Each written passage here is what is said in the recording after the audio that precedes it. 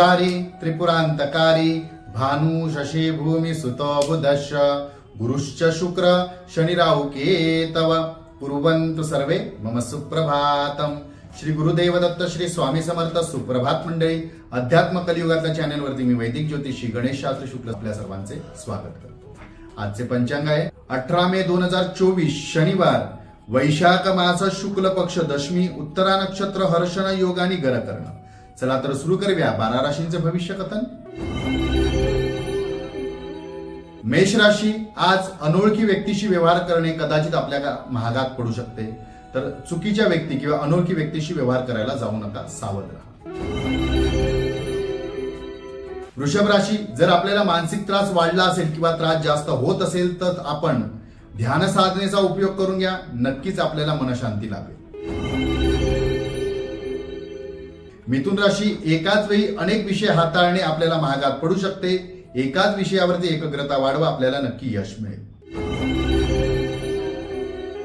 कर्क राशी, इतर लोकांचा विचार करू नका, आपण जर आपली कामे प्रामाणिकपणे करत आहात तर आपल्याला त्यात यश नक्कीच मिळेल आणि आपल्या कुटुंबाची, घरच्या लोकांची आपल्याला साथ सुद्धा लाभेल। सिंह राशी, प्रत्येक वेळी आपल्या मनासारखे घडणार नाही, याकडे लक्ष द्या। सुखानंतर दुःख हे दोन्ही मिळतात, त्यामुळे जर आता दुःख आले असेल तर आपल्याला पुढे सुख नक्की मिळेल। कन्या राशी, ज्या विषयी आपल्याला निर्णय घ्यायचा आहे त्याचा आधी विचार करा, त्या क्षेत्रातील लोकांचा अनुभव मत नक्की ऐका, लाभ होईल। तुळ राशी, करत असलेल्या कामामध्ये मान सन्मान वाढून प्रतिष्ठा सुद्धा वाढेल, मान सन्मान मिळेल, प्रतिष्ठा मिळेल।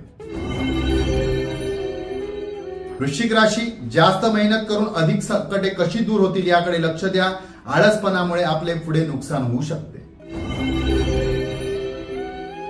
धनुराशी, कुटुंबातील वातावरण मधुर चांगले असेल, कुटुंबासोबत आपण बाहेर फिरायला जाल, मौज मजा कराल।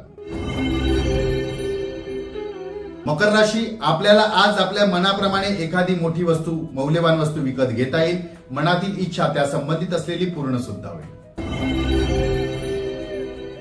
कुंभ राशी, मनात आलेले संशय दूर करण्यासाठी विश्वासिक माणसाचा सल्ला घ्या, गैर व्यक्ती आपला गैरफायदा घेऊ शकते, त्यांच्यापासून आपण सावध राहा।